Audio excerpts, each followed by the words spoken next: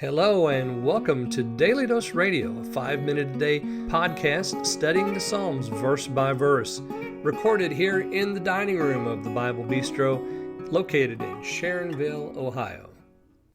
Hey there, friend. Welcome back to Daily Dose Radio here in the Bible Bistro. Well, today we're looking at Psalm 106, verses 35 through 39. Now, yesterday we left Phineas and Moses in the wilderness, and now we've moved into the land. Verse 34 is our transition into the land. They did not destroy the nations, concerning whom the Lord commanded them. Now, so we're gonna see what happened to them, because again they've forgotten all this. Now, we've been going through the history and how the psalm connects with other portions of the Old Testament history. But don't forget that this is for us. This is not written just as a history. It's written as a warning to us. Remember that the scriptures are, they're here to teach us and train us in righteousness. And this is an important lesson. Don't forget what the Lord has done. Don't despise the pleasant land. Don't disbelieve his word. Don't murmur and not hearken to the voice of the Lord. So we must take this as a lesson for us. We saw what happened with him overthrowing them among the nations, the incident with Baal Peor, the incident at the waters of strife, what happened to Moses because of that. Now we come into the land. Let me read verses 35 through 39. But were mingled among the heathen, and learned their works, and they served their idols, which were a snare unto them. Yea, they sacrificed their sons and their daughters unto devils, and shed innocent blood, even the blood of their sons and of their daughters, whom they sacrificed unto the idols of Canaan. And the land was polluted with blood. Thus were they defiled with their own works, and went a-whoring with their own inventions. All right, so we begin in 34. They did not destroy the nations, but were mingled. They learned their works, served their idols. The idols became a snare. Notice that there in verse 36.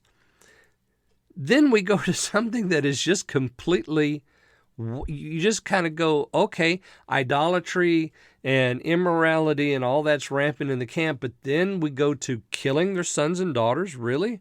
That's the next step? That's the next phase?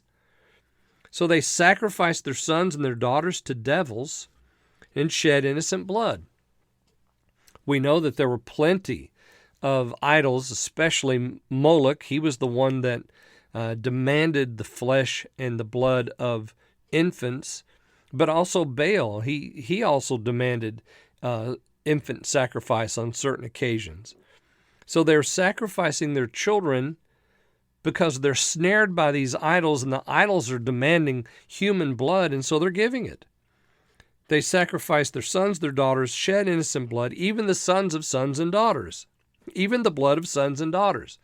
So they're shedding the blood of their sons and daughters. It's repeated twice here. Whom they sacrificed to the idols of Canaan. Again, repeated a second time. And the land was polluted with blood. I want you to underline that, if you can, in your text. The land was polluted with blood. This happened to them over and over again. There's an injunction against killing children and human sacrifice there in Leviticus chapter 18, verse 21. But then we see it practiced by Ahaz in 2 Kings 16, by Ahab in 2 Kings chapter 2, and then by Manasseh in 2 Chronicles 33, verse 6. So it became the practice of the governmental leaders to do this, and of course, what the result was, the land was polluted with blood. They were defiled with their own works and went a-whoring after their own inventions. Once you have seared your conscience to the point where you will willingly sacrifice your children for some benefit, and I mean sacrifice, Ladies and gentlemen, there's nothing left then. There's no wall of separation between what you want and what you are willing to do to get it. So we're going to talk more about that. I'll probably talk about that tomorrow. So join me tomorrow here on Daily Dose Radio.